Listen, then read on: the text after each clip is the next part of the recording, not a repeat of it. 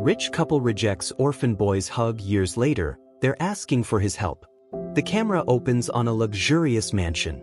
We see a well-dressed, elegant couple standing in the doorway, a striking contrast to the young boy in ragged clothes standing in front of them. The boy is about 6 years old, with big, hopeful eyes and a small smile. He stands in front of the couple with his arms outstretched, longing for a hug. The couple, dressed in formal attire, stands stiffly, their faces cold, not showing any emotion. "Boy," softly, voice trembling. Can I come inside?" The woman, elegant in her pink dress, looks down at the boy with a glance of disapproval.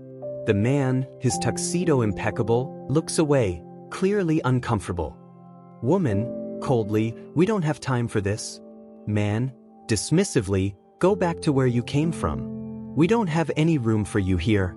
The boy hesitates, his outstretched arms still in the air, but then slowly lowers them, disappointment creeping into his small frame. He steps back and turns away, walking down the long path away from the grand mansion. The door closes behind him, the sound echoing as he walks off into the distance. Years pass. The boy grows older, now a young man, sharp and focused, his life far removed from that of the couple. He's become a successful businessman, with the respect of his peers and a fortune that he's built from the ground up. But despite all of this, the pain of that rejection lingers in the back of his mind. His phone rings one evening, interrupting his work. He glances at the screen.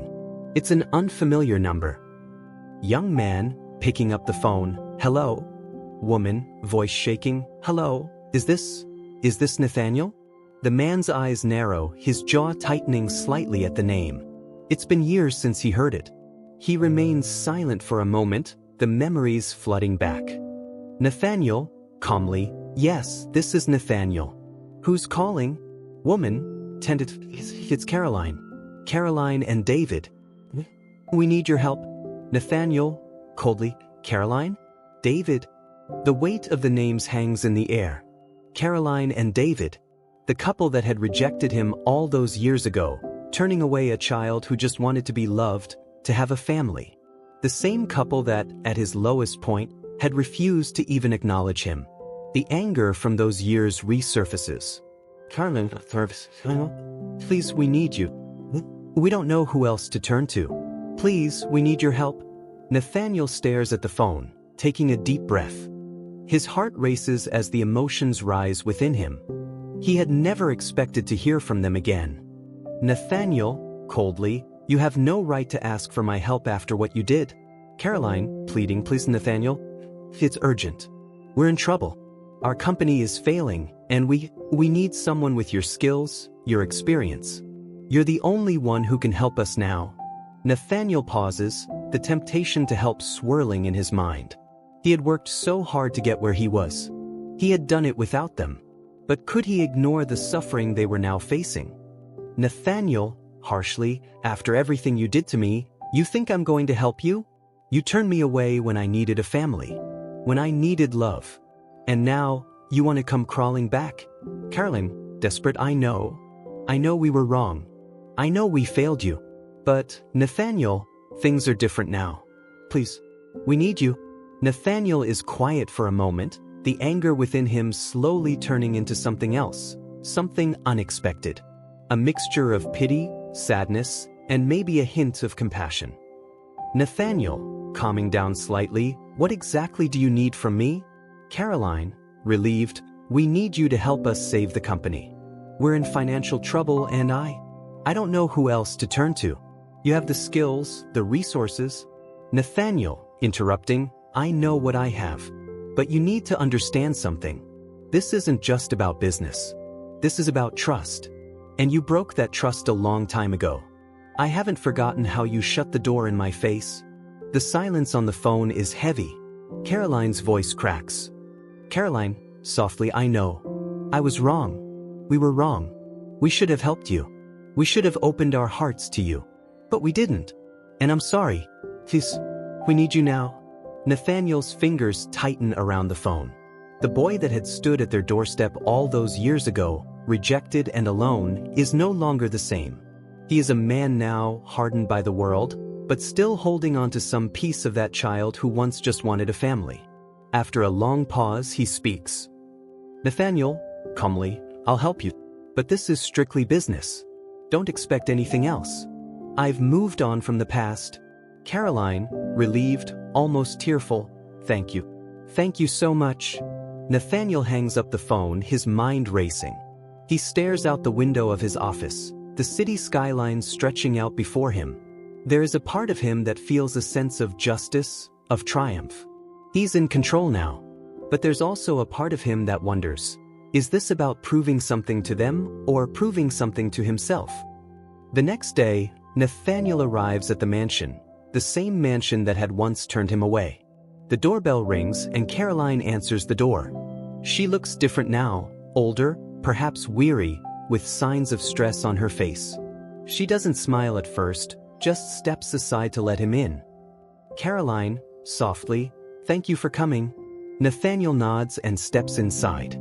The grandeur of the mansion hasn't changed. It still reeks of wealth and privilege, a sharp contrast to the world he had grown up in. Nathaniel, looking around, I assume everything's just as perfect as it looks? Caroline, nervous, struggling. But we can fix it. With your help. Nathaniel's eyes scan the room, but he doesn't let his guard down. He's here for one reason, business. He won't let the past get to him, not now. They've asked for his help and he'll give it, but only on his terms. Nathaniel, coldly, I'll need to see the numbers. I won't waste my time if this is beyond saving. Caroline nods, leading him to the study where David waits. The man looks older, worn out by the pressure, but still holding on to that same air of entitlement that had been there when Nathaniel first stood at the door as a child. David, gruffly, Nathaniel. I appreciate you coming. This isn't easy for us, but we need someone who understands the financial side of things. Nathaniel, sternly, we'll see if it's worth my time. The study is exactly as Nathaniel remembers it, opulent, filled with leather chairs, an oversized desk, and walls lined with expensive books. It's the kind of room that makes you feel small, unimportant, even when you're the one in charge. Nathaniel stands by the door for a moment, surveying the space, before walking over to the large desk where David sits. Caroline is already seated across from him, her hands folded in front of her. She looks tense, as if she's bracing for something.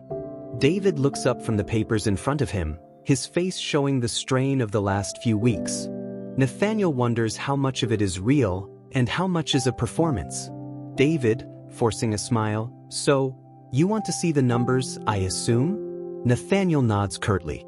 He's not here for pleasantries. Nathaniel, fatly, this. I need to understand the situation before I do anything. David pushes a folder across the desk toward Nathaniel, the sound of paper sliding across polished wood ringing in the silence. Nathaniel opens it, scanning through the financial reports, the spreadsheets filled with red numbers. The situation is worse than Caroline had let on. Much worse. Nathaniel, pointing at the papers, this is a mess. How did it get this bad? Caroline shifts uncomfortably in her seat, her fingers tapping nervously against the table. Caroline, softly, we didn't see it coming. We've made some bad investments, relied too heavily on deals that fell through. And then there were personal issues, things that we didn't manage properly. We thought we could handle it, but now it's all crashing down. Nathaniel takes a deep breath, trying to temper the anger that's bubbling beneath the surface. This wasn't just bad business. This was arrogance, pure and simple. They had treated him like nothing, cast him aside, and now they were paying the price. But part of him can't ignore the small voice that asks, isn't this what you wanted after all? He turns his attention back to the papers, focusing on the numbers. There's no time for the past right now. He has a choice to make. Nathaniel, calmly, you're right about one thing. You didn't manage things properly.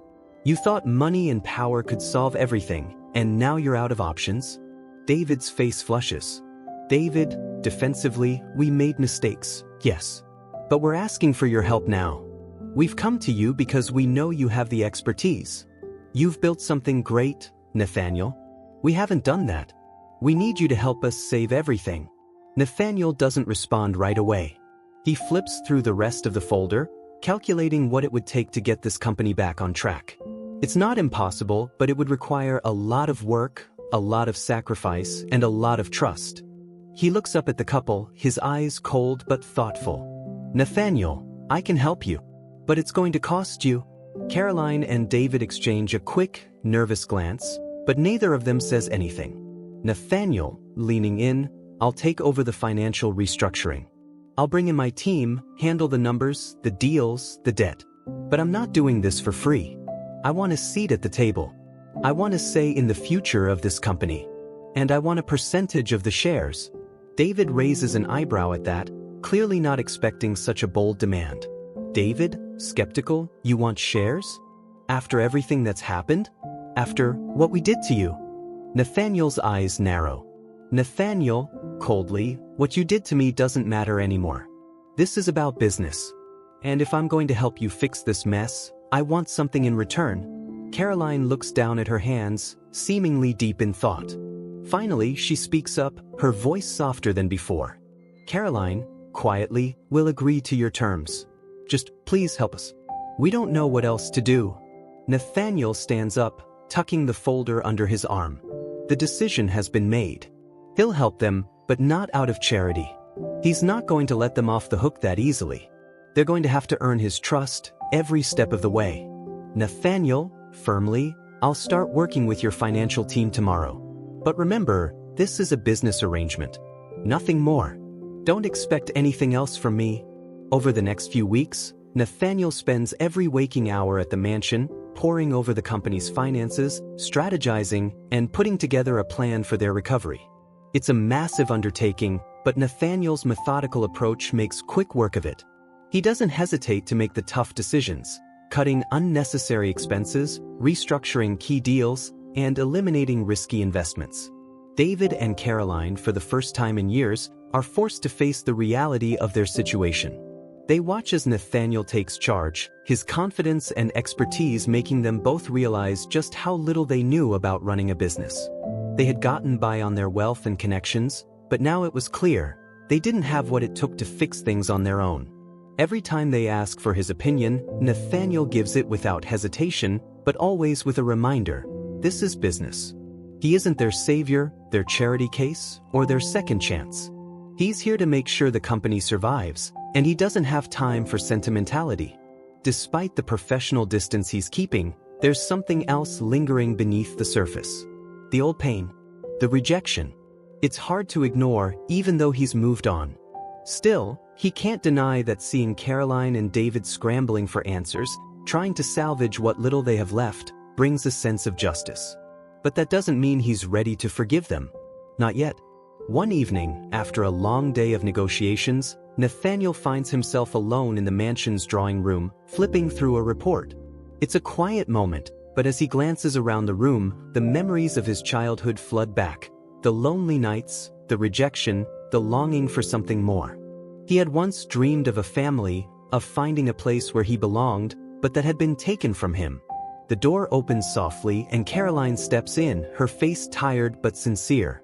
"Caroline," softly, "I wanted to thank you for everything you've done. We couldn't have done this without you." Nathaniel doesn't look up immediately, his gaze fixed on the papers before him.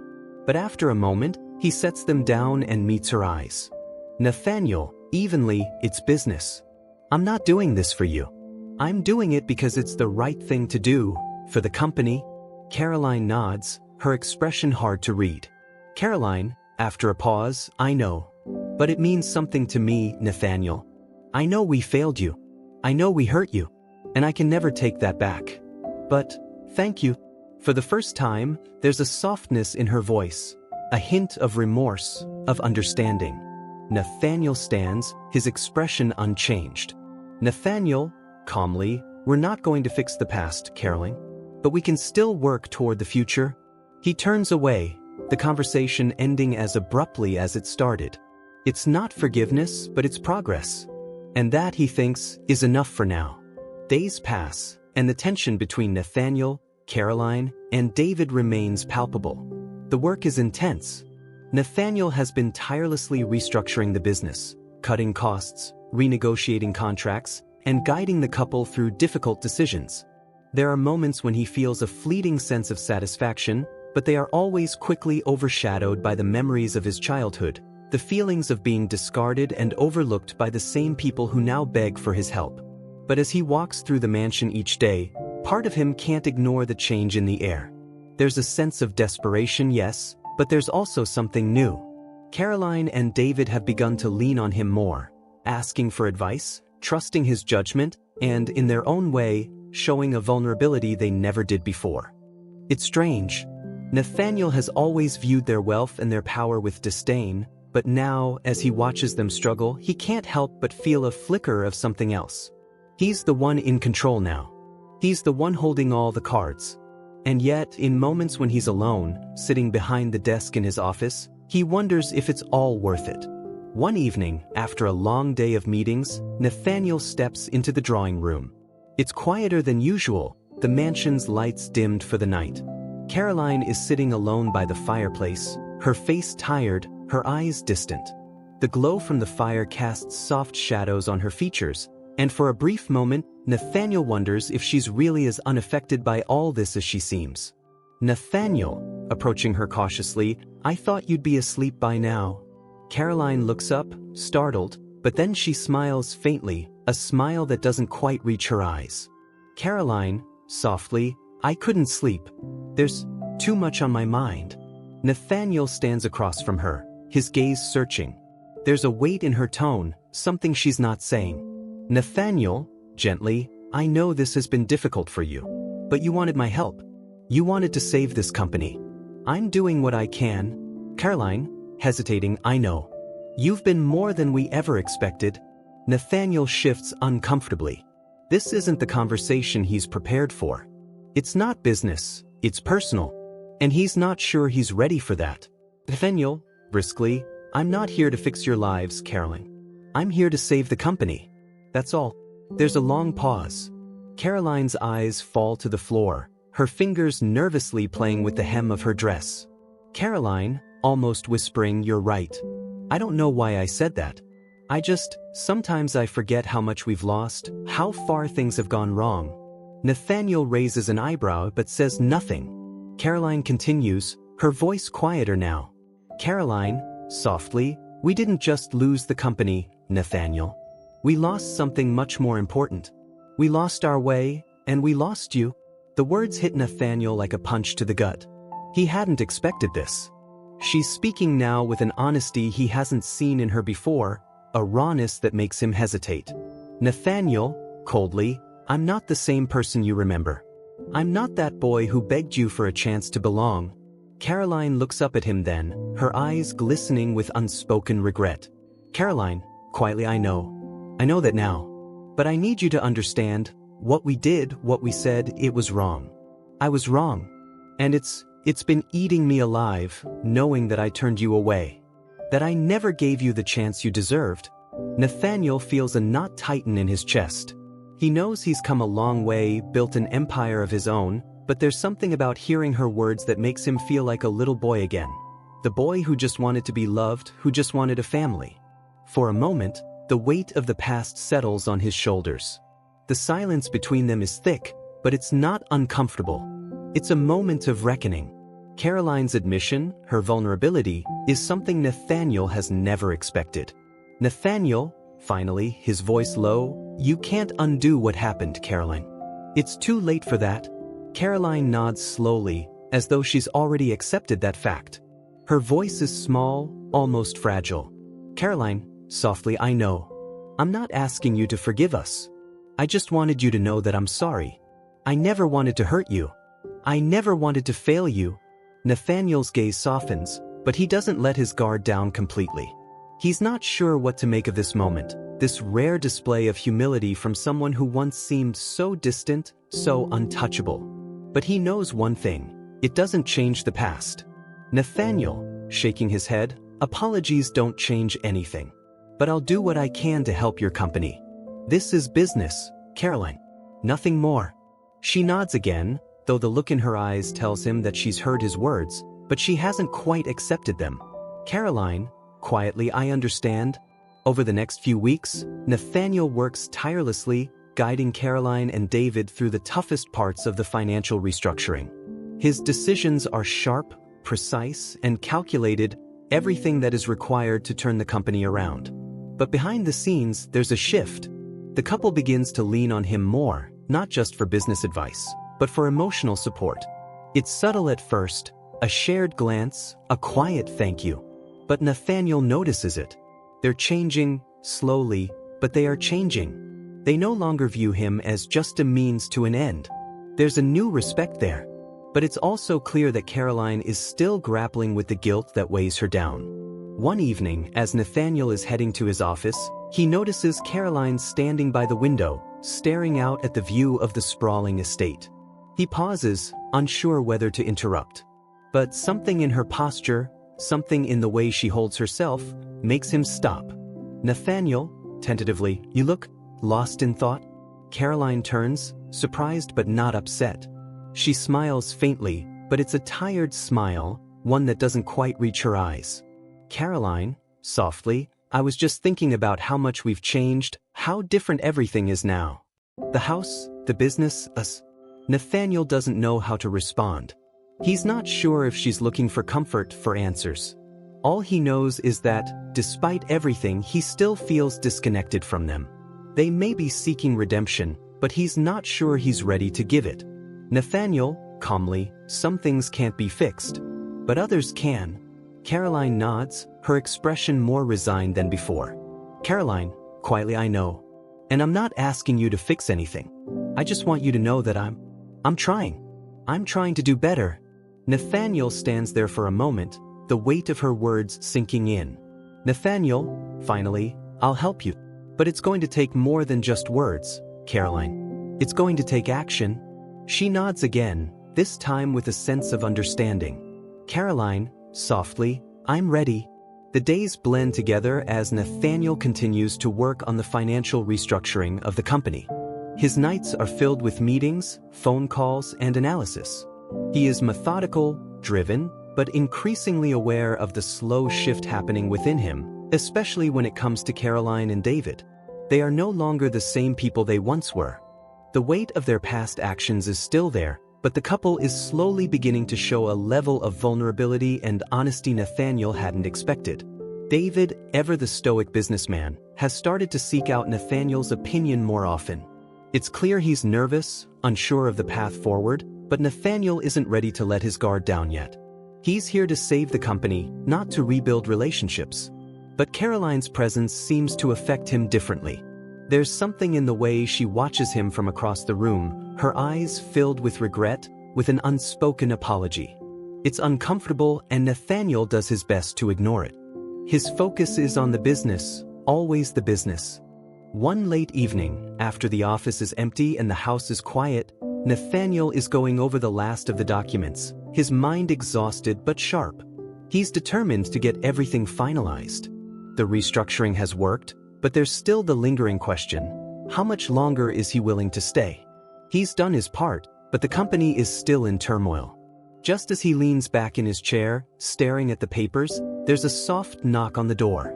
"Nathaniel," sighing, not looking up, "come in."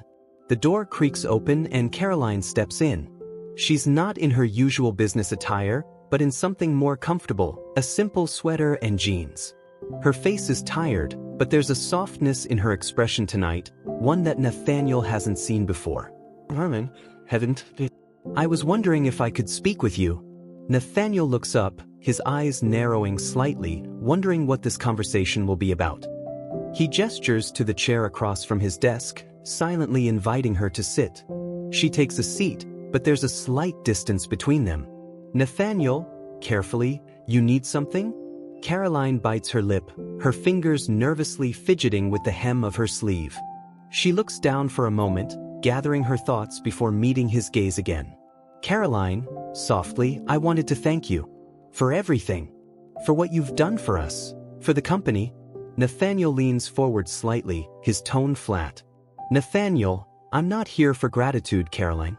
I'm here because this is business. Nothing more."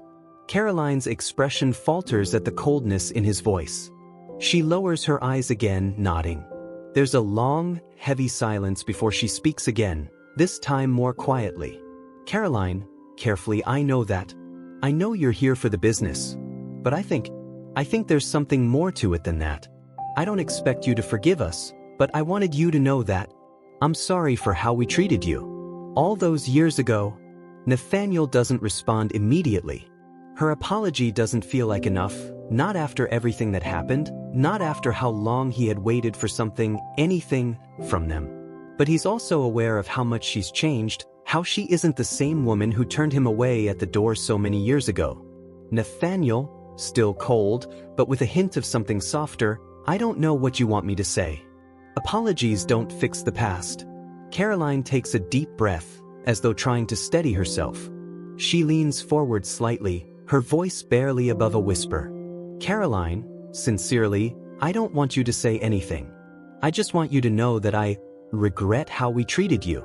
I should have known better. You deserved better. Her words hang in the air, and Nathaniel is struck by the rawness of her admission. But there's still that cold edge in him, the part of him that refuses to let her off the hook too easily. He stands up from his desk, walking over to the window. Nathaniel, looking out at the city lights, you can't just regret something and think it's over. The things you did, the things you said, they had consequences. I've spent my whole life proving people wrong, proving that I could make something of myself. But I can't forget what happened between us. It's not that simple. He hears Caroline move behind him, the soft rustle of her clothing, and for a moment, he wonders if she's going to reach out to him. But she doesn't. There's only the sound of her voice, fragile and full of remorse. Caroline, softly, almost pleading, I know it's not simple. I know we can't fix everything. But maybe we can start fresh. Maybe we can make something right. Nathaniel turns slowly, his gaze meeting hers, and for a split second, the anger in his eyes softens. He sees the pain in her expression. The kind of pain that comes from real regret, from realizing just how much was lost. But that's the problem, isn't it? Regret doesn't change anything. Nathaniel, firmly, you can't erase the past, Caroline. You can't just ask me to forgive you and expect everything to go back to the way it was. He walks back to his desk, sitting down again. He leans back in his chair, the silence heavy between them. Caroline stays where she is, standing by the window, looking out at the garden in the distance. Nathaniel, quietly, but I'll help you finish what I started. For the company, not for you. Caroline doesn't say anything right away, but there's a look of quiet relief on her face.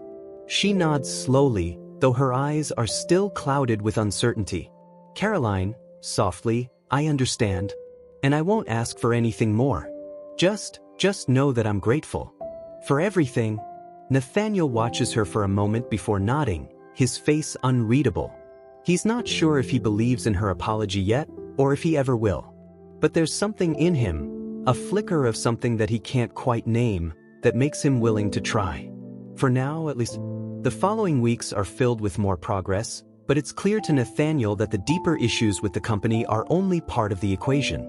There's something else simmering beneath the surface. The strained relationship between Caroline and David. The stress of the business problems has only magnified the cracks in their marriage, and Nathaniel can't ignore the tension that lingers when he's around them. It's late one night, after another long meeting with the financial team, that Nathaniel finds himself walking down the hallway toward the living room. He pauses at the door, hearing voices inside. Caroline and David are arguing, quietly, but forcefully. Caroline, frustrated, you can't keep pretending like everything's fine. We're barely keeping this company together, and you're acting like it's no big deal. David, defensive, I'm doing the best I can. But you don't understand the pressure I'm under.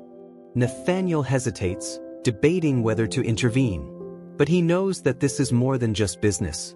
Their personal lives are affecting the company, and it's making everything harder. He opens the door quietly and steps inside, his presence immediately quieting the room. Nathaniel, calmly, what's going on here? David and Caroline stop mid-argument, both looking at him. There's an awkward pause as they seem to try to collect themselves. Caroline is the first to speak. Caroline, sighing, it's nothing. Just the stress, Nathaniel. We're trying to keep everything afloat, and it's not easy. Nathaniel looks at both of them, his eyes narrowing slightly. He can see the cracks in their relationship now.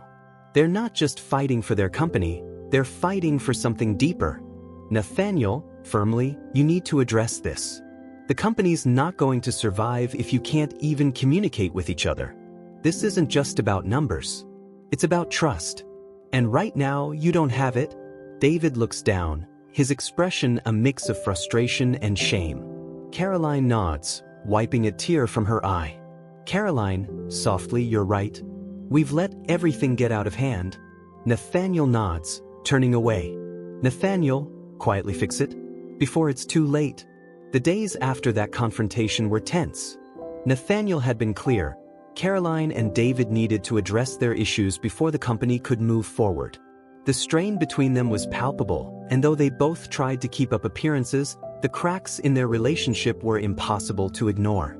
For the first time in a long while, Caroline and David were forced to face not just their financial ruin but the unraveling of their marriage. Nathaniel, despite his cold demeanor, couldn't help but watch them both, seeing the toll it was taking on them. He'd come to fix the business, but he had never imagined that he would be drawn into their personal turmoil as well. One morning, Nathaniel arrives early at the mansion, just as the sun begins to rise. The mansion's grand front entrance is still shrouded in early morning fog, and everything is quiet except for the soft crunch of his shoes on the gravel. As he walks toward the door, he hears the sound of hushed voices from within, the muffled tones of Caroline and David arguing again. He hesitates for a moment, wondering if it's worth interrupting. But then he hears Caroline's voice, laced with exhaustion and frustration. Caroline, softly but sharply, we can't keep pretending like this doesn't matter. We're losing everything, David. The business, our marriage. I can't hold it all together by myself. Nathaniel doesn't have to hear more. He steps forward, his hand resting briefly on the door handle before he pushes it open. Inside, the scene is familiar, but today it's different. Caroline is sitting at the large kitchen table, her fingers pressed to her temples. Her eyes are red, and she looks like she hasn't slept in days. David stands by the coffee machine, his back rigid, his jaw clenched. They look at Nathaniel as he enters, and for a moment, no one says anything. The weight of the unspoken words hangs in the air. Nathaniel, coolly, how's it going? Caroline looks up at him, her expression softening, but only slightly. There's a weariness to her that he hadn't seen before, and it strikes him. For all her bravado, she's been carrying more than anyone should. Caroline, with a tired sigh, I don't know how much more I can handle, Nathaniel. David doesn't meet his eyes. His hands grip the coffee cup tightly, his knuckles white. David, gruffly, it's not just about the company anymore. It's about everything falling apart, and we're not sure how to fix it. Nathaniel watches them both, his mind working. It's clear that the business restructuring isn't the only thing they need to work on. Their personal issues have become just as pressing, maybe more so. He had always kept things professional, never allowing his emotions to get in the way of business, but the situation before him is no longer just about numbers. Nathaniel, after a pause, his voice measured, you can't keep pretending everything is fine. This company, this marriage, it's all part of the same picture. If you can't fix the root of the problem, then none of this will matter. David finally looks up, his eyes dark with frustration. David, quietly, almost bitter, and what would you know about it? You've built your empire without anyone's help. We've been drowning in our own mistakes, and now we have to ask for your help, but it's never enough. It's always business with you. Nathaniel doesn't flinch at the accusation, but something inside him stirs. There's a kernel of truth in what David says. He's never had to rely on anyone the way they've relied on him. He's always been the one who's had to push through, who's had to make his own way, never depending on anyone for his success. But now, looking at the couple, he wonders if maybe he's been too quick to shut them out. Nathaniel, calmly, but with an edge of something deeper, I'm not here to hold your hand. But I'm also not blind. You both need to make a decision. Are you going to keep fighting each other, or are you going to start working together? There's silence between them for a moment, the tension thick. Then Caroline speaks again, her voice smaller, quieter. Caroline, softly, I don't know how to fix us anymore, Nathaniel. I don't even know where to start. Nathaniel's expression softens, but he quickly hides it, refusing to let his guard down. Nathaniel, gruffly, start by facing each other. It's not about saving face or holding onto your pride. You need to be honest with each other. The company isn't the only thing that matters anymore. You've been neglecting the most important thing, the trust between you. You can't fix any of this without it. David and Caroline exchange a long glance, one filled with years of unresolved tension and regret. David, finally quietly, you're right. We've been too focused on everything else to see what we've been doing to each other. But I don't know if we can go back. Caroline, sadly, I don't know if we can either. The conversation lingers in the air, and Nathaniel watches them both, the heaviness of their words settling over the room. He can't help but feel a pang of something he hasn't felt in a long time, compassion. The same compassion he had long ago, when he had been that orphan boy in front of their door. Maybe it wasn't the same, but it stirred something deep inside him. He stands up, his hand resting lightly on the back of his chair. Nathaniel, firmly, I'm going to give you time. You have a lot of work to do on yourselves before you can expect anything else to work. I can help with the business. But if you want the company, and your lives, to survive, you need to rebuild from the ground up. This isn't something I can fix for you. David nods slowly, his shoulders slumping. Caroline looks at Nathaniel with something that almost resembles gratitude, but it's tempered with guilt. She opens her mouth as if to speak but hesitates. Caroline, softly, thank you, Nathaniel. For everything. Nathaniel doesn't respond, turning away as he leaves the room, his footsteps echoing in the silence behind him. He knows that this is just one chapter in a much larger story. The real challenge lies ahead.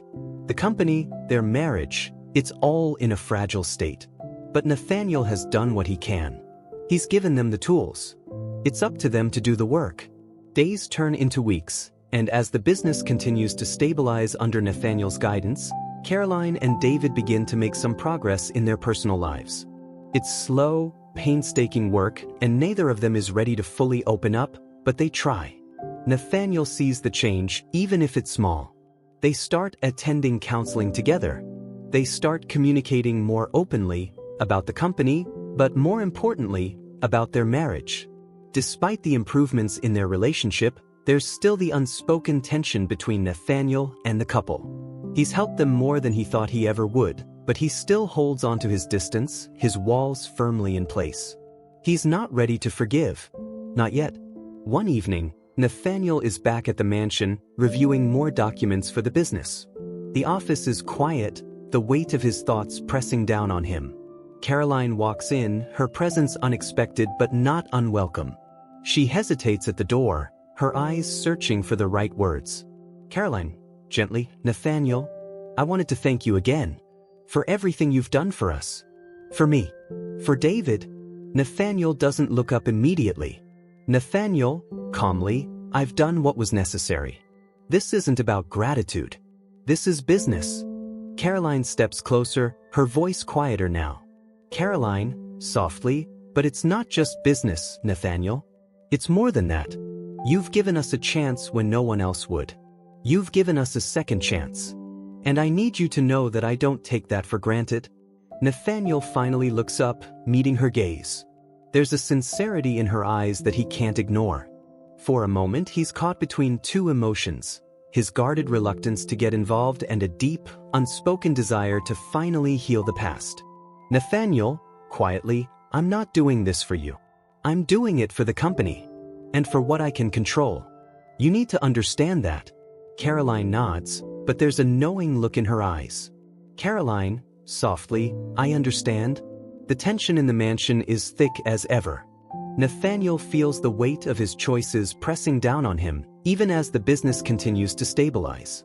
He's done everything he can to rebuild the company. He's overhauled the financials, restructured their contracts, and guided Caroline and David through the most difficult decisions. But the personal part of the equation, the trust, the connection between them, is something that can't be fixed by spreadsheets and profit margins. Nathaniel is still holding on to his distance, refusing to let the couple into his life, no matter how many times they try to bridge the gap. There are moments when Caroline looks at him, her expression softening with an unspoken plea, but he can't bring himself to soften his resolve. He's not here to fix their personal lives, he's here for the business. A few weeks after Caroline's heartfelt conversation with him in the office, Nathaniel finds himself walking through the hallways of the mansion again. The house feels empty, the echo of his footsteps loud in the stillness. It's late, and Caroline and David are both away on a business trip, leaving Nathaniel with a rare moment of quiet. He stops by a window, gazing out at the garden, the light from the full moon casting long shadows across the manicured lawn. For the first time in a while, he lets his guard down, just for a moment, and reflects on everything that's happened. The boy who had stood at the doorstep, rejected and alone, is gone. In his place is a man who has fought for everything he has, who has built an empire on his own, without help from anyone. He's accomplished everything he set out to do. And yet, there's still a part of him, one that he can't shake, that feels like something is missing. His phone buzzes, snapping him out of his reverie. It's a message from Caroline. Caroline, text message, Nathaniel, I know we've had our differences, but I just wanted to tell you again how much I appreciate everything you've done. You've changed our lives and I'll never forget it. I just hope that, maybe someday, we can start over, if you'll let us. Nathaniel stares at the message for a long time, the words echoing in his mind. He can't help but feel a flicker of something he hasn't felt in years. Could he ever truly let go of the past? Could he allow himself to forgive them? He types a quick response, not sure how to express what he's feeling. Nathaniel, text message, you don't need to thank me, Caroline. I did what I had to do. The business is back on track. I'm not interested in anything beyond that. He stares at the screen for a moment, then hits send. The message feels cold, impersonal. But it's the truth, isn't it? The business is what matters most to him. That's what he's built. That's all that's left. The next day, Nathaniel arrives at the mansion early. He's expecting another round of financial meetings, more discussions about the company's future, but when he walks through the front door, he finds the atmosphere strangely quiet. He notices that the lights are dimmed and the staff are moving about in hushed tones. Something is off. As he walks further into the house, he hears voices coming from the living room. Caroline and David are sitting together on the couch, their faces solemn. They don't look up when he enters, and for a brief moment, Nathaniel wonders if something has gone terribly wrong. Nathaniel, frowning, what's going on? Caroline looks up at him, her expression tight, her eyes shadowed with concern. Caroline, softly, we need to talk. David is staring at his hands, his face unreadable. Nathaniel feels the tension in the room, the heaviness of whatever is about to be revealed. Nathaniel, briskly, what's this about? More business or something else? Caroline takes a deep breath, then looks at Nathaniel, her gaze steady but filled with an emotion he can't quite place.